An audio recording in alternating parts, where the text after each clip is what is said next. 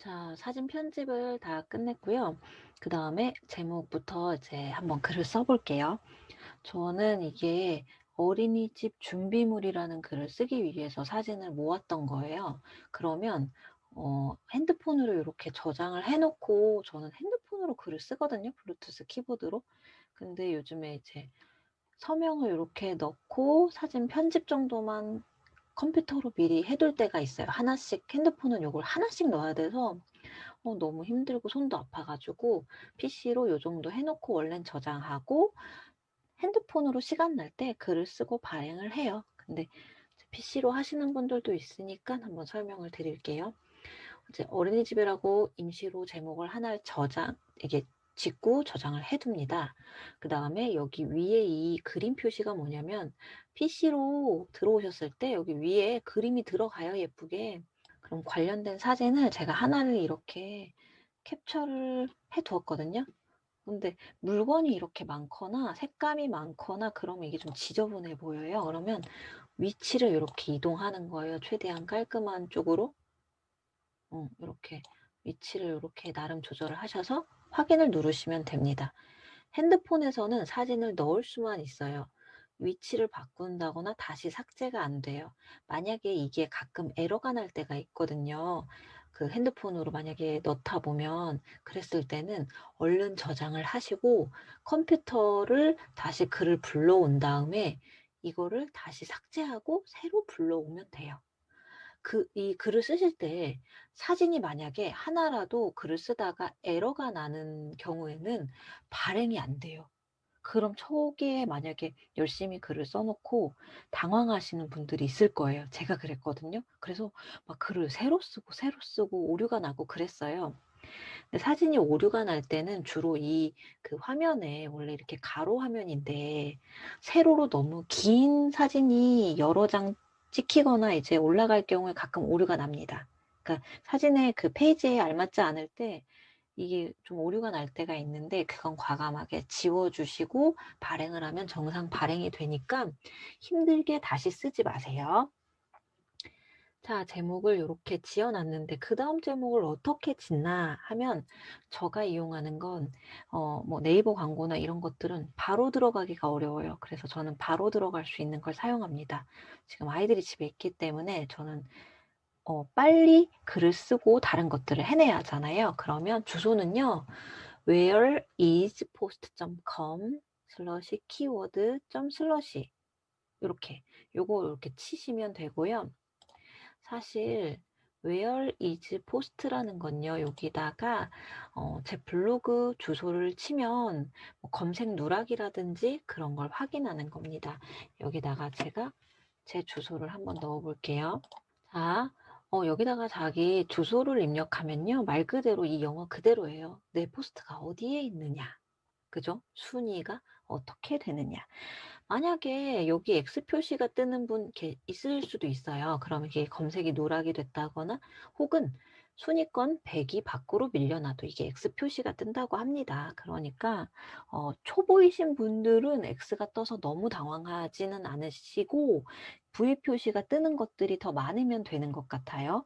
그리고 여기 옆에다가 내가 잘 뜨고 있는지 이거를 확인을 하시려면 제가 지금 이거를 도레미공 사실 증감본 요런 식으로 만약에 하려고 했거든요. 그러면 순위가 이제 7위에 뜬다고 합니다. 요렇게 이렇게 하셔도 되고 또는 도레미곰 전집 이렇게 하면 4위에 뜬다고 합니다. 요렇게 검색을 해볼 수가 있어요. 요때 포인트는 제가 여기 제목에 넣은 걸 단어를 조합을 해서 검색을 하시면 당연히 순위가 올라가요. 그렇게 검색을 하는 것보다는 그냥 대표적인 단어 하나, 대표적인 단어 딱 하나 이렇게 검색하는 분들이 더 높기 때문에 이것과 이것의 단어의 경쟁률 순위는 달라질 수 있습니다. 그러니까 여기에서 내가 이 제목에 좀 대부분 단어에 여러 개를 넣고 순위가 올라갔다고 좋아하실 일이 아니라 제가 만약에 노린 단어가 있을 거 아니에요. 그거가 잘 뜨고 있는지 X 표시 없이 여기가 X가 뜨기도 하거든요. 그렇게 100이 넘어가면 그거는 좀 자기가 실수를 했다는 거니까 본인 실수를 체크하시면 되겠습니다. 제가 지금 제목을 지을 때 가장 중요하게 사용된다는 건 바로 키워드 마스터입니다. 아래 셀러 마스터는 스마트 스토어 하시는 분들이고요. 키워드 마스터는요, 저는 즐겨찾기를 이렇게 해두고 사용하고 있고요. 여기에 어린이집 준비물에 관한 거를 이렇게 검색을 합니다. 그러면 어린이집 준비물 체크리스트 이렇게 관련 단어가 뜨기 때문에 내가 막상 이렇게 딱 검색을 했더니 문서 수가 10만 건 너무 많은 거예요. 그리고 여기 옆에는요. 상위 노출되는 순서대로 가끔 조금 다른 경우도 있지만 어쨌든 참고 형식으로 생각하시면 돼요. 여기 순위별로 이렇게 뜨는데 2020년 글이 많잖아요. 그럼 이분들이 최근에 쓴 글이고, 그리고 지수가 높으신 분들이 많을 거예요. 지금 10만 건이나 된다는 건. 문서 수가 보통 적은 건요, 몇천 건 정도입니다. 그러면 몇만 건과 몇십만 건은 되게 많은 수예요. 그래서 여기에서 2019년도 글이 만약에 위에 상위로 계속 뜬다면 그 글은 여러분들이 쓰셔도 노릴 만한 검색어고요. 키워드고요. 어린이집 준비물이 아니라 어린이집으로 쳐볼게요. 당연히 너무 많고요. 제가 사실은 이렇게 어렵게 안 하고 생각한 게 있어요. 어린이집 준비물도 쳐보고요. 그 다음에 제목에 무엇을 넣으면 이게 조회수가 많이 일어날 것인가. 자, 가정어린이집을 쳐봤어요. 그럼 가정어린이집 준비물도 있겠죠. 자, 문서 수가 현저히 낮아졌습니다. 그쵸? 여기 보면 2019년도 글이 있죠. 이런 거는 쓰면은 이제 내가 좀 상위에 뜰 수도 있는 거예요. 밑에 거보다 상대적으로. 대신 총 조회수가 PC에서는 0건, 모바일에서는 60건으로 총 조회수가 총 60건밖에 되지 않습니다.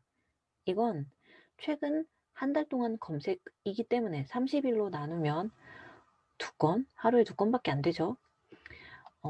또 뭐 가정어린이집 말고 민간어린이집 또는 국공립 어린이집 준비물 이런 식으로 단어를 한 개를 더 넣을 수도 있어요.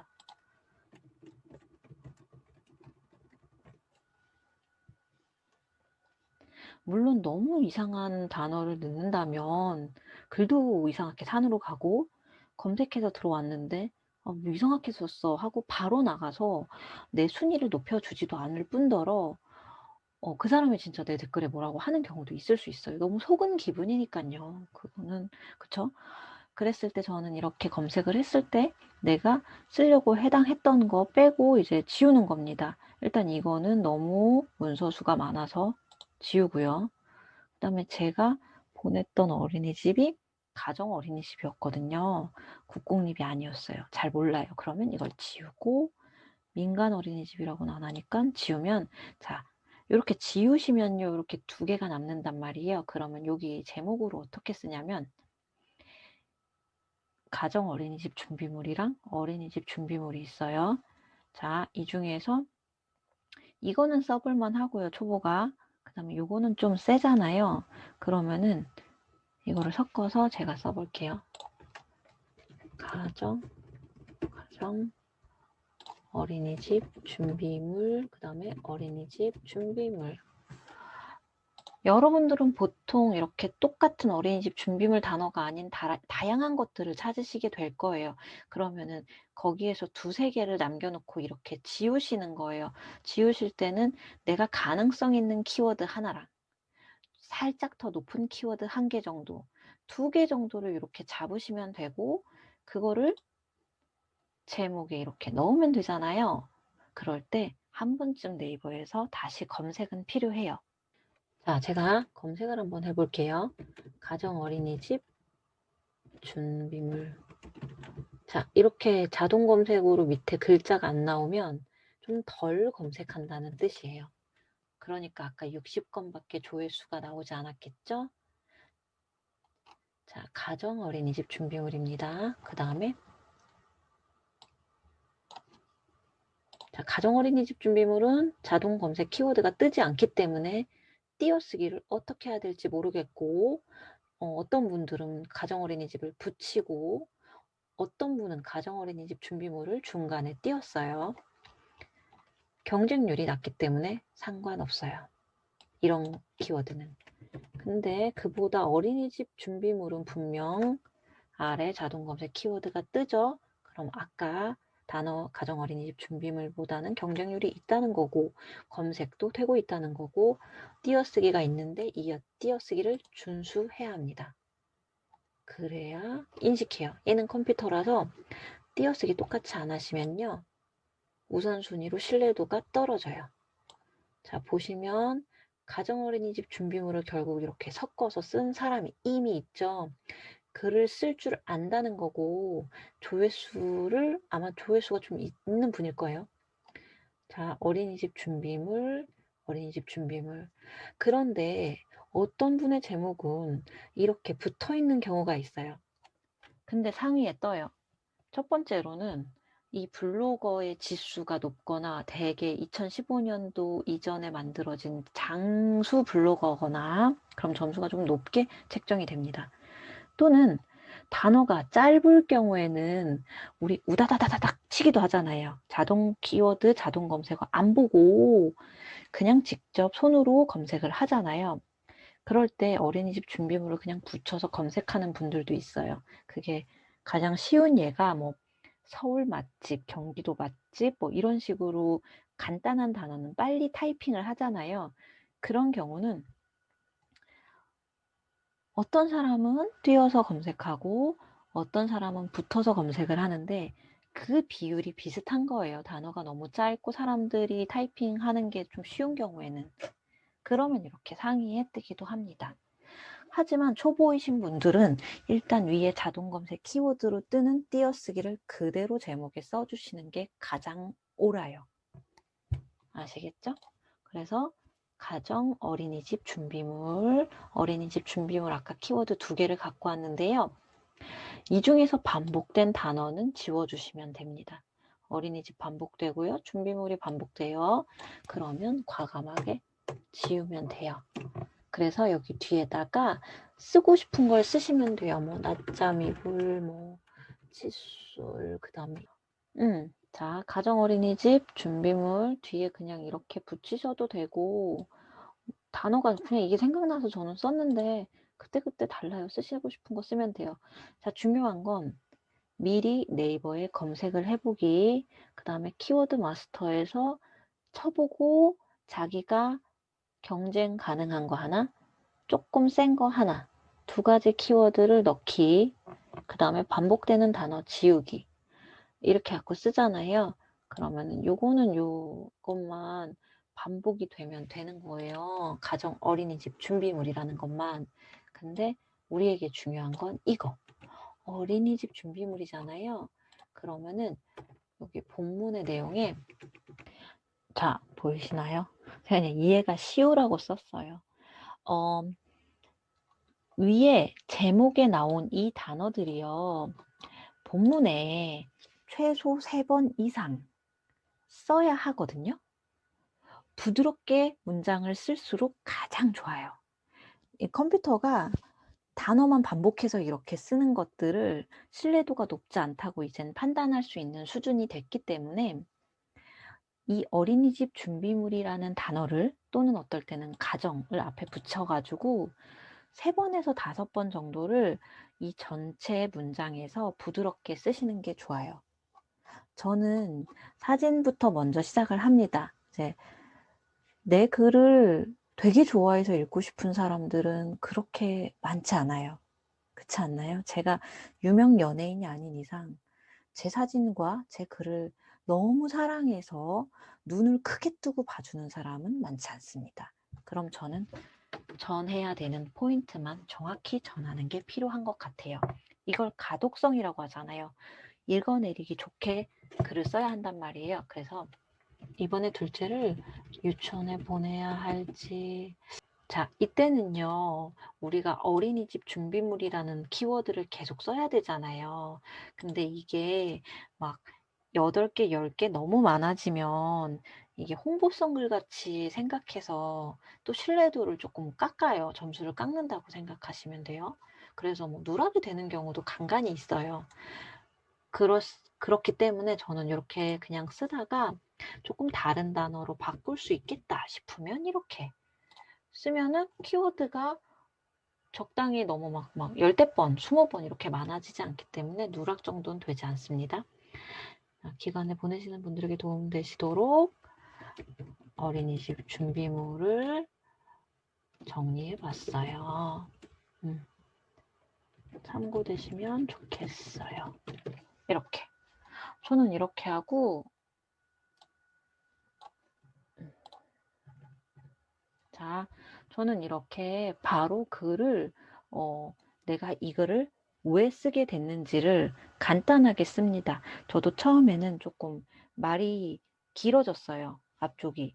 근데 다른 분들은 이게 쭉쭉쭉쭉 핸드폰으로 보는데 그 글이 다 들어오지 않겠더라고요. 실제로도 지인이 너무 장황하다라고 이렇게 피드백을 해준 적이 있어요. 그때부터는 그다음에 이제 사진과 그 들어가는 문장을 한 두 문단 정도, 한 두 문단 정도, 진짜 길어야 세 문단 정도 요렇게 포인트로 내가 이거를 왜 쓰게 됐는지 이걸 적고 있고요. 그다음에 중간에 이게 길어지면 또 글이 눈에 안 띄거든요. 그랬을 땐 여기 위에 인용구 요거를 제가 이제 사용하는 것들이 몇 개 있는데 요런 것들을 사용해서 자, 첫 번째 빨대컵 그로미미 이렇게 해서 밑에 여기다가 저는 가정어린이집 준비물로 빨대컵 그로미미를 준비했는데요. 막상 몇 달 지나니까 선생님이 그냥 정수기로 주는 게 단체 생활에 편하다고 하셨어요. 요즘에는 이제 코로나라서 근데 휴대하는 게 꼭 필요할 수도 있으니 직접 기관에 전화해서 확인하세요. 얘 장점은요, 뭐 빨대컵이 뭐 이렇고요, 저렇고요 하고서 밑에 것들을 씁니다. 이렇게 쓰고 나서 이제 제일 마지막에 여러분들의 책 서평 또는 장소, 일단 장소라면 여기 위에 장소 추가를 하시면 되죠. 그 다음에 옆에 이제 링크 추가는 혹시 어린이집 준비물과 관련해서 어린이집 서류라든가, 자, 여러분, 다른 분들에게 보여줄 링크는 한두 개 정도만 정확하게 이 사람이 얻어갈 정보에 관련한 걸 딱 넣어주는 게 좋아요. 반대로 생각해 보세요. 다른 사람 글에 가셔서, 블로그에 가셔서 그 사람 글이 마음에 든다고 하여 링크를 몇 개나 눌러보십니까? 이 링크를 한 개를 오히려 잘 골라서 읽고 싶은 링크를 넣으시는 것도 필요합니다. 링크 많이 넣는다고 다 보지도 못해요. 그 다음에 우리가 많이 쓰는 게 뭐가 있죠? 글감. 그 다음에 우리가 글감을 많이 써요. 일단 여러분들이 사진을 처음에 준비를 하지 못하신다면 이렇게 뭐 무료 사진들이 있잖아요. 그럼 무료 사진 같은 걸 이렇게 쓰시면 출처도 뜨는데요. 이렇게 여럿이서 쓰는 사진을 이용하신다면 밑에 글자 정도를 넣어 주신다거나 조금 잘라서 사용하시면 더 좋습니다. 이것도 유사문서니까요. 근데 무료로 사용하시는 거라니까 뭐가 걸리거나 이러진 않아요. 근데 네이버는 창작자를 우대한다고 해요. 뭐냐면 자기가 직접 경험을 살리고 전문성 있게 본인 주제를 글을 쓰는 걸 좋아한다고 말을 했단 말이에요. 그렇잖아요.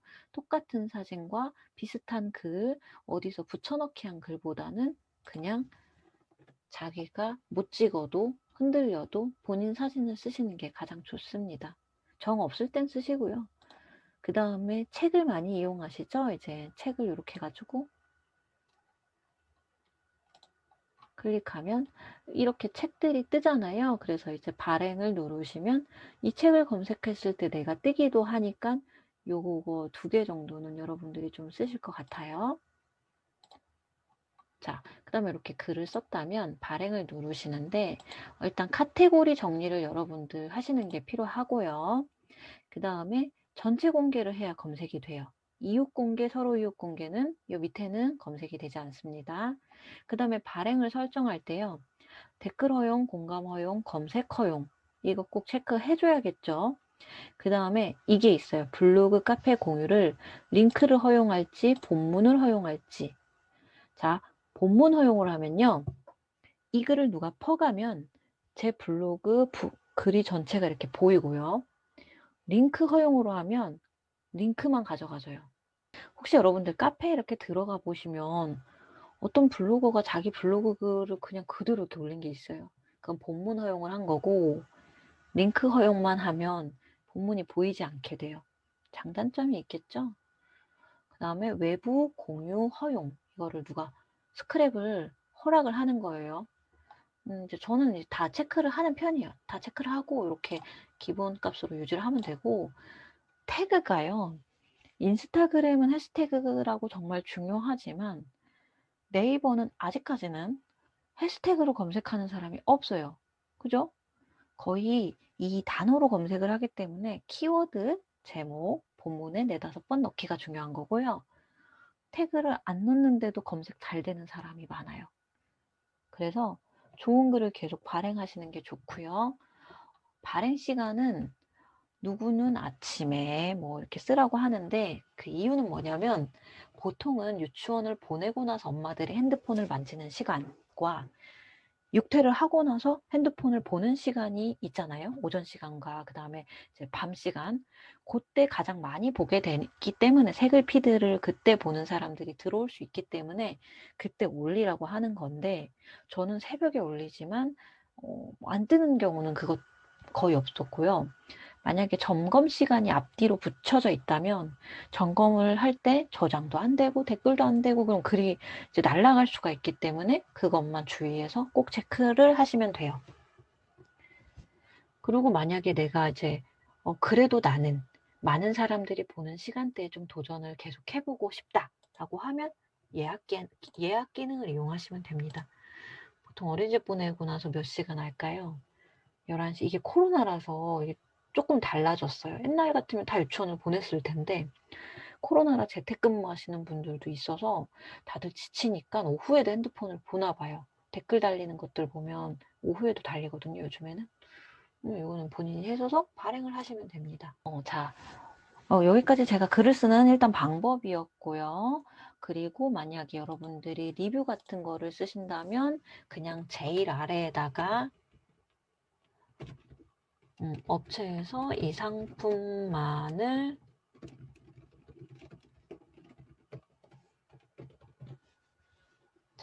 만약에 이게 협찬을 받은 물건이라면 체험단이라면 아래에 업체에서 이 상품만을 무료 제공받았습니다. 상품만을. 왜냐면 원고료도 있거든요. 돈 받는 것도 있기 때문에 이렇게 보통 알려줘요. 뭐 제 이벤트에 당첨됐다고 해서 여기다가 제 이름을 넣을 필요가 전혀 없어요. 모든 체험단은 업체 지원이기 때문에 업체 이름을 쓰는 게 맞고 그게 조금 헷갈리면 저는 대부분 그냥 업체에서 무료 제공받았습니다. 업체에서 상품만을 무료 제공받았습니다. 업체에서 상품 무료 제공받아서 솔직하게 쓴 후기입니다. 이렇게 쓰면 뭐라고 아무도 안 해요.